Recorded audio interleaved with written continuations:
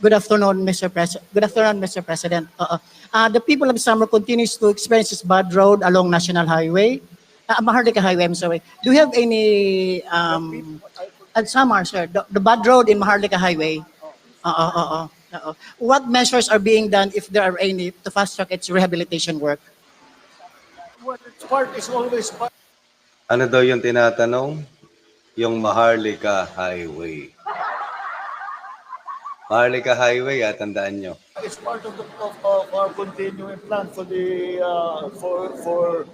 the rehabilitation of what's happened, because even up to now, some of the governors, I was talking to them, some of the other officials, hindi talaga pa tayo nakapag-fully recover. Hindi pa natin masasabi na kapag-fully recover pa na tayo sa Yolanda.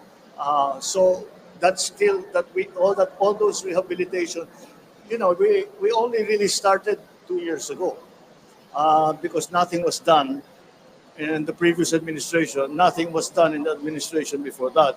So, sabi niya, So, ubod ng linaw, ang pinag-uusapan, yung Maharlika Highway. Bakit tinoyo na naman si Aimee Toyo? Toyoin talaga no? Ba't biglang-bigla na lang ganun Right? Guluhan natin. Always do it on my own, so I gotta get through it. And the only thing I know is to love what I'm doing. Never give up, never slow, till I finally prove it. Never listen to the no's, I just wanna keep moving. Keep my head up when I act, head up, that's a fact. Never looking back, I'ma keep myself on track. Keep my head up, staying strong, always moving on. Feel I don't belong, tell my thoughts to move along. Push myself to be the best. Hello. Welcome back to my channel. This is Dadrick again, talking about the reality of life. Magandang umaga, tanghali o gabi kung nasa ang panig man tayo ng mundo. Muli tayo ay humihiling sa ating Panginoon na sana ang bawat isa ay nasa maayos na kalusugan, physical man o mental, sa pagpapala ng ating Ama na may lalang ng lahat. Isang magandang gabi po sa inyong lahat. Ayan. So, yan yung nakaraang interview na sinagot ng ating Pangulo na sinabi niya na walang ginagawa ang nakaraang administrasyon and the other administration. Sabihin ng panahon nga ni Pinoy. So, ang pinag-uusapan dyan ay yung Maharlika Highway. Kasi yan yung Maharlika Highway na ginawang project ni FEM na siyang magdudugtong-dugtong, no? Highway sa mga probinsya mula Batanes hanggang Hulo, no? Highway tulay. So you will be able to enjoy traveling by land. Okay? So walang kinalaman diyan yung sinasabi na tema nung nangyari yung bagyo ng Yolanda 12 years ago. 12 years ago. Kailan ba nangyari yun? Makaagahan pa ng panahon ni Pinoy noong time na yun, di ba? So, at that point, tinoyo na naman itong si Aimee na hindi malaman kung paano ipagtatanggol si Digong. Tingnan nga natin itong kadramahan ni Aling Ime. Ayan. Sabi ni Aimee, nahihiya ako sa mga tumulong sa amin. Sa Tacloban, nung hinagupit kami ng bagyong Yolanda. Sa Tacloban ba siya noong time na yun? Nasa Tacloban ba si Aimee noong time na yun? Diba? Sabi niya kasi kami, ng bagyong Yolanda, sa sinabing wala raw silang nagawa.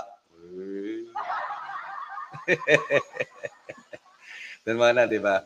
Unang-una, dumating noong 2013. Nga pala, kaya nga 12 years ago, dahil nakakadalawang taon yung Pangulo, di ba? So, 2013, 2010, di ba? Mid ng panunungkulan ni Pinoy. Unang-unang dumating noong 2013, si Mayor Duterte, 10 ng kanyang disaster brigade at itinuloy niya ang housing noong siya'y umupo bilang Pangulo. Wala namang kumukontra dun Hindi naman yan na pinag-uusapan Makatanggol ka lang. Sana ganyan ka rin magtanggol sa kapatid mo. Katanggol ka lang 'Di ba? Nandoon ang mga US Marines at iba pang mga sundalo at rescuers na Amerikano. Oh, salamat sa mga Amerikano. Pero galit na galit ka sa Amerikano, eh, 'di ba? Nandoon sila for the rescue mission. Oh, nandoon may mga Chinese. Nagbigay ng tulong yung Chinese, pero nandoon ba yung ano, yung mga sundalo at rescuers? Sana, di ba? At mga sundalo at rescuers ni Xi Jinping. Para talaga naman pabor na pabor talaga. Ime, di ba? Ang donasyon at paglilinis ng Chu-Chi mula sa Taiwan. O, hindi China yan, ha? Chu-Chi. Zu-Chi. Ayan, baka malibig kasi, magalit sa atin. Mula sa Taiwan at Maynila. Kasama napakaraming international relief organizations at mga samahan ng private businesses.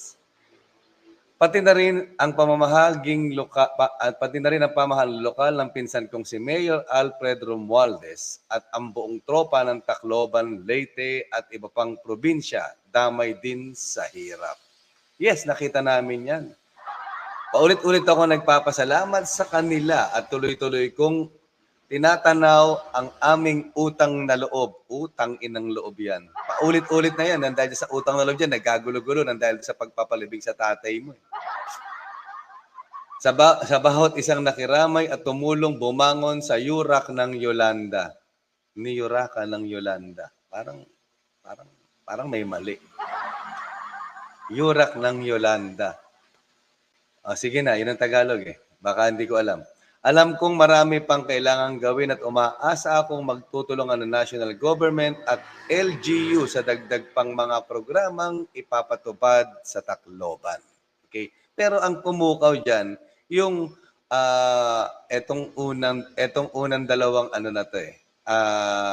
Anong tawag sa Tagalog niyan? Paragraph yan eh, 'di ba sa English ano? Nahihiya ako sa mga tumulong sa amin sa Tacloban nung hinagupit kami ng bagyong Yolanda. Sa sinasabing wala raw silang nagawa. Ang layo, Amy. Ang tinanong, yung Maharlika Highway, yung rehabilitation, kasi hanggang ngayon, yung pa rin ang pinoproblema. Ang layo na sagot. Sa sobrang pagtatanggol mo, kaya tatay mo, no, proud na proud talaga si tatay mo, si Tatay Digong mo. Ewan ko lang kung magiging proud sa iyo si Tatay Perdi mo. 'Di ba? Kasi sana ganyan mo rin ipagtanggol yung kapatid mo. Kasi ang sinagot, yung rehabilitation. Nag-check ka sana bago ka gumawa ng pahayag, 'di ba? Kasi ang ang linaw naman nung sinasabi na sagot do sa simpleng tanong. Sa sobrang pagmamadali o sa sobrang gigil at sa sobrang pagtatanggol mo kay Xi Digong, mali-mali na yung timbre. Ang pinag-uusapan yung Maharlika Highway na for long span of time, yung housing hindi naman yung nasinita eh. Yung pagtulong na, 'di ba, unang-una, ano yan, si Lenny? 'Di ba si Lenny, unang-una kami sa ground, 'di ba? Sa Marawi, unang-una kami sila sundalo. 'Di ba diyan natin pinagtawan si Lenlen last time? Isipin mo yun, nauna pa sila sa sundalo, Marawi Siege, unang-una sila sa ground. Kasi unang-una sila lagi eh, 'di ba? Pero kung titingnan, unang-una nga ba, no? Sa mga nakakaalala ng pagpunta ni Digong doon, Duterte in tears after visiting Tacloban. Diba? God must have been somewhere else or he forgot that there is a planet called Earth. Ganyan pang drama eh, di ba? Si Duterte, di ba? Yan sinabi niya, no? God must have been somewhere else. Sabi na para mapinabayaan ng Diyos, di ba? Ang Tacloban. Yun ang tema niya eh. Di ba? Somewhere else or he forgot. Kaya nga, di ba? O kaya nga tinatanong natin ng mga DBS yung pagmumura ba sa Diyos, okay lang sa inyo. Di ba? He forgot that there is a planet called Earth. Really? Next. The executioner. His voice cracking and almost in tears, Davao City Mayor Rodrigo Duterte said God must be crazy tuloy. God must be somewhere else when Super Typhoon Yolanda ravaged Tacloban City and several other provinces in central Philippines. I do not mean to be. God must have been somewhere else or he forgot that there is a planet called Earth. The teary-eyed mayor told reporters who met him at the Davao City Airport upon his return Monday, November 11. Duterte arrived in Davao City after a quick visit to Tacloban where he said dead bodies remained unattended on the city streets 4 days after the super typhoon battered the entire city. So, 4 days after, no, yung post typhoon, apat na araw, di ba? Kala ko ba unang-una? Kasi ang sabi ni Amy, nahihiya ako sa mga tumulong sa amin sa Tacloban, di ba? Unang-una, ayan. Unang-unang dumating noong 2013. Unang-una. After 4 days pala dumating. Di ba? Hindi ba pwedeng nauna yung mga rescuers, yung mga ng mga sundalo, di ba? Yung mga tawag dito, ingat. Yung mga gigimik yung mga tropa nakaset na yung live kasi natin. Tawag natin dito, yun sa evac, di ba? Yung mga supplies, etc. Yung government, di ba? He's a government employee at the time as an LGU, as a mayor nga ng Davao City. Pwede naman siya yung unang-una. Di ba? Oh. Ang hinahanap ko diyan yung yung nandoon ang US Marines at ang mga sundalo at rescuers na Amerikano. Bakit wala nandoon ang China Marines at mga sundalo at rescuer na Chino? Sana pinuri mo kahit wala doon. Ito, lagi mo naman sinasabi, yung pagkakaibigan natin sa China, talaga nga naman bukod tanging pinagpala ang Pilipinas dahil tropa pips natin ng China. Di ba? Oh.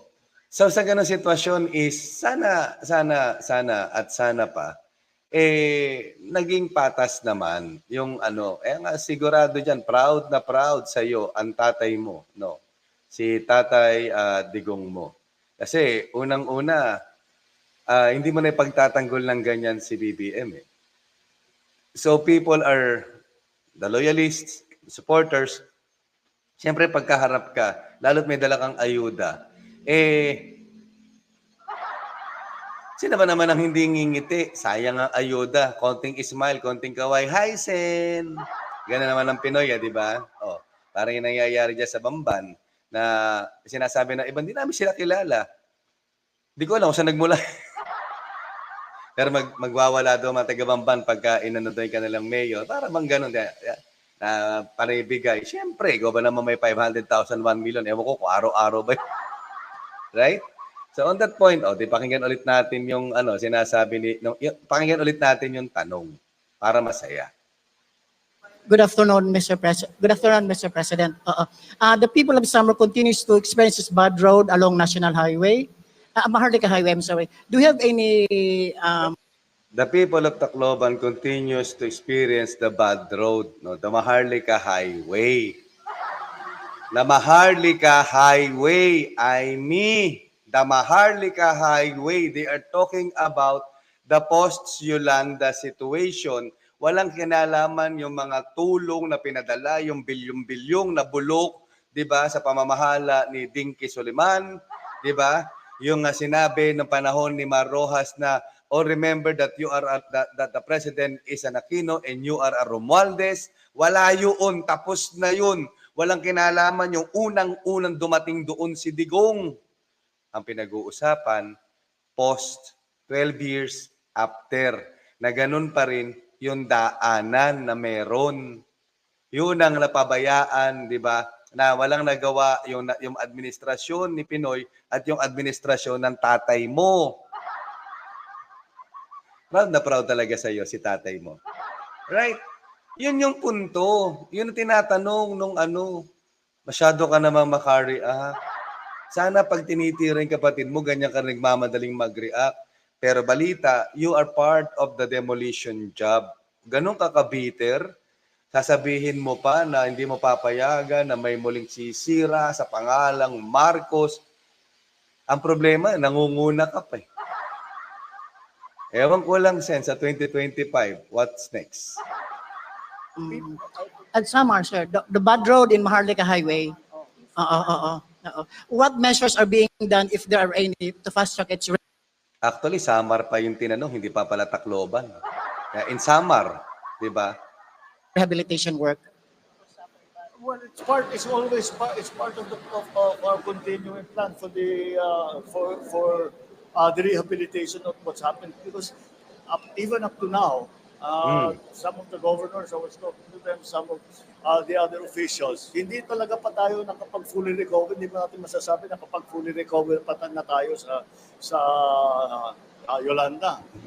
So that's still that all those rehabilitation, we only really started 2 years ago, because nothing was done in the previous administration. Nothing was done in the administration before that. Oh, yun namang nothing was done by the previous administration and the other administration bago yung sa tatay ni Amy. Yung mga governor diyan sa Tacloban Leyte ang nagsasabi, right?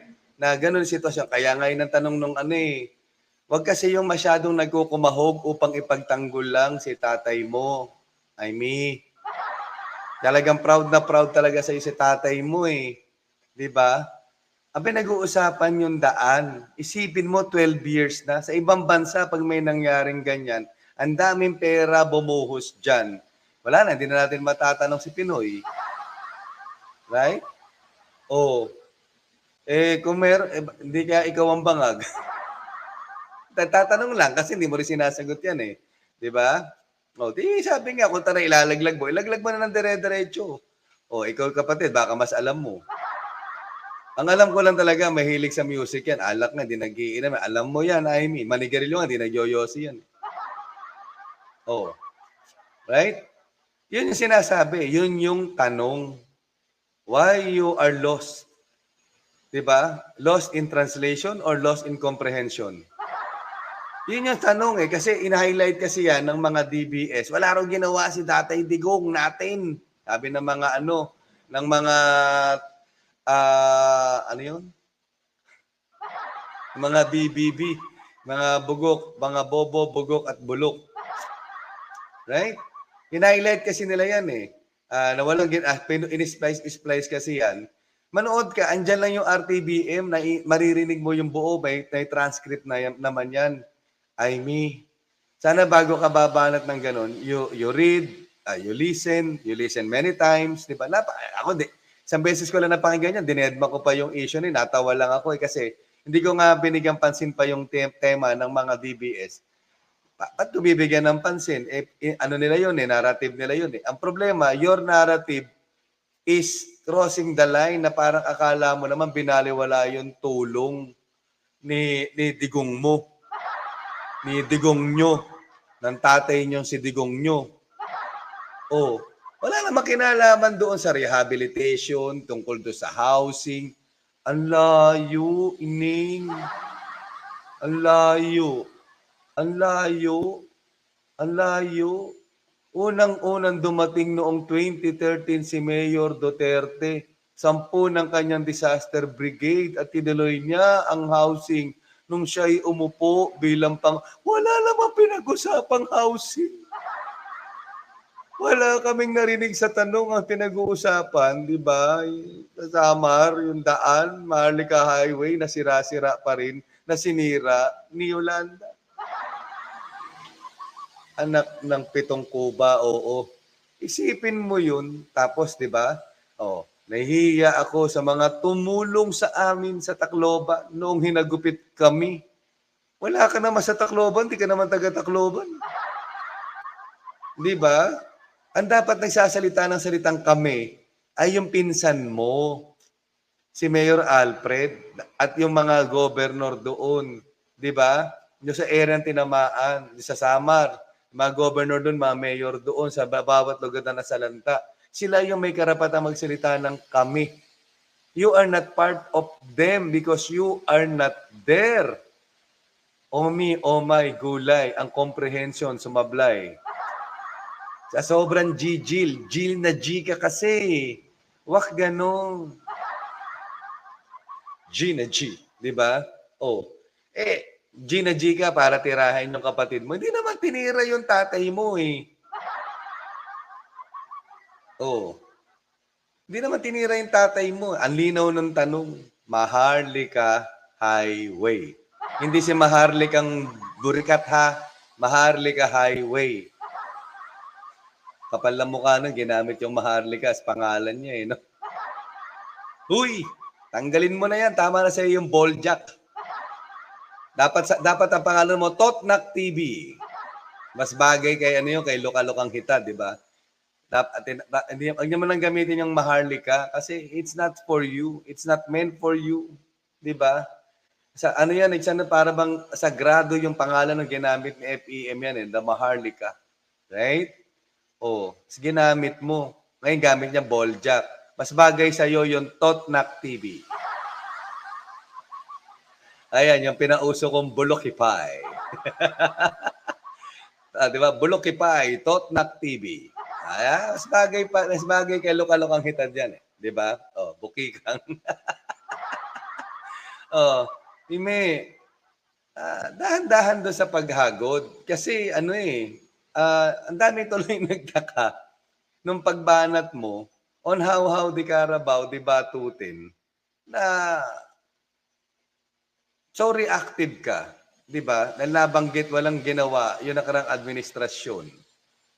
Pinag-uusapan yung highway na hanggang ngayon, sinasabi nga na nagtatanong, di ba, sira-sira pa. Linaw-linaw ng tanong eh. Ang tanong, nagmamandali ka kasi sa sa pagtatanggol tatatay mo eh. Right? That's a sad reality about it. So nothing we can do about it. That's it, pansit. Next time, sana next time. Sana ganyan mo rin may pagtanggol yung kapatid mo. Kaya marami tuloy nag-iisip hindi kaya ikaw yung bangag daw. Yun naman, tanong ng iba, hindi kaya ikaw yung bangag. Kami nagtatanong lang din. Kasi, nagtataka na rin kami dahil di namin malaman ano ba talaga at ano ba talaga. Di ba? So maraming salamat sa inyong lahat. Sa muli, ito po si Daddy Rick na nagpapaalala.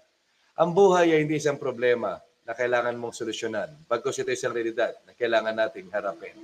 Isang magandang gabi po sa inyong lahat. Ingats kung nasang panig man tayo ng mundo. God bless us all. Have a good night, everyone.